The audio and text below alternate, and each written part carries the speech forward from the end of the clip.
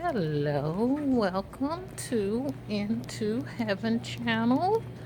My name is Twyla Ellis, and I am here to tell you briefly my story. I'm going to start with I am a mother of three, a wife of 17 years, a career of 20 something years. I have decided to give my story again on this channel. I have a other channels that I and other resources that I use to tell my story, but at this time God has led me to take part in this. My history of severe sexual trauma and physical abuse. The sexual trauma and abuse was incest with my biological father. It escalated to the point where it produced a child. The child is an adult now because I'm a little older now. I won't say how old, but the child is an adult and she has a family of her own. At the time of the child was born, of course, I didn't have the strength, the courage, or I didn't know the Lord. I didn't have anybody to support me. My mom was in prison.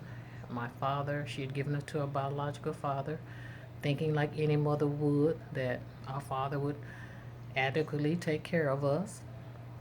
I'm from Oklahoma. He brought us to Texas. Actually, he said he was going to Corpus Christi, and the car broke down, and we winded up in Texas. Uh, and if you know anything about Texas, we winded up in Dallas on the west side. And for years, it was just a normal childhood until a lot of my memory is suppressed because of the trauma was, I didn't realize it and I didn't know it at the time, but it, it was, I don't know, like my therapist says, it was kind of hard for me to process it as a child. So I actually, if I can say a lack of a better words, I would say I was having outer body experiences because it didn't happen all the time. It was as if he would get possessed once a year or something. It was like long spans of time, and he would. At the time, I didn't know he was sexually abusing my sister too, because my mother sent my sister and I with him to Texas from Oklahoma, because she's a has about the I think the youngest of 13 children, so it's a big family, and therefore she was young herself.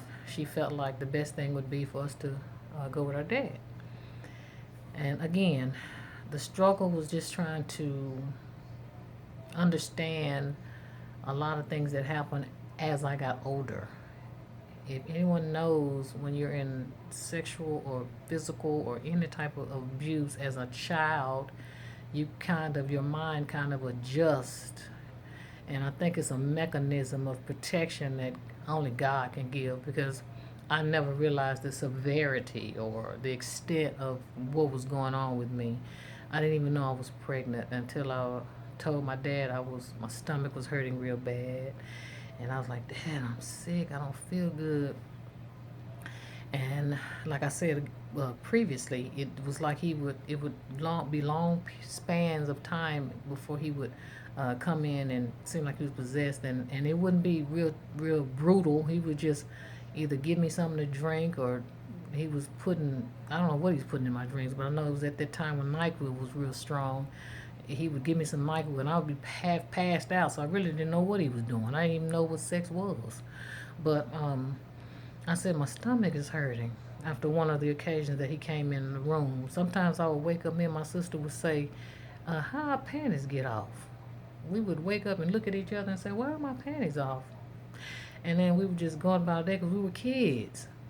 So, and I'm a backup, so he would come in and whatever. And one day I said, my stomach hurts. And he didn't say a word. He just took me to the doctor. And the doctor didn't know what was going on. He didn't know it was abuse and incest.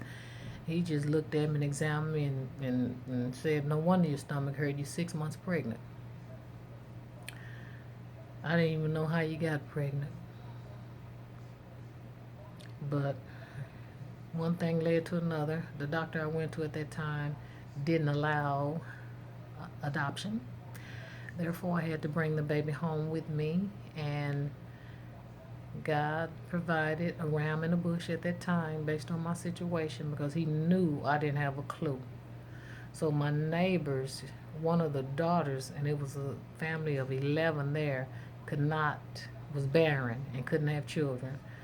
So, they knew something was wrong in my family. Very poverty stricken area at that time. And that's one of my things now. I do anything in which is the Lord have to give me balance to not be in poverty. Although I know that the word talks about we're not supposed to be as children of God anyway. But back to my story, I gave her that child. I just handed the child over to her, and she just took upon it and just kept in touch with me, and we communicated. And time passed, and she raised a child, and she died about 4 years ago. So now I'm in a relationship with that child. And this is a whole different level of God's grace and dependency in my life. To This is a new level of depending on Him, because the first level was having a sound mind and being drawn by Him when I met my husband about 17 years ago, to even depend on the Word, to even look at the Word and have the confidence and the strength and the I don't know, just like the Spirit of the Lord said, it's time, because I actually didn't do anything. But accepted the calling. We really are saved by grace, because it's not by any works. I didn't do anything, but I had a yearning to do what was right, and I was tired of going around in circles, living a lie, living in turmoil, living a foul life, because I'm not even going to go into everything I did on this video. I skipped years because I lived like a heathen. I lived foul for years because I had no self-worth.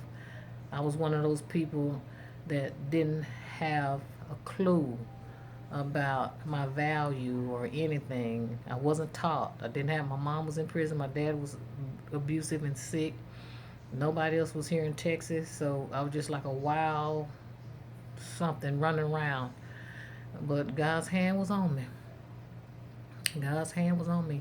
When I look back, I should have been dead. Like a song said, I should have been dead.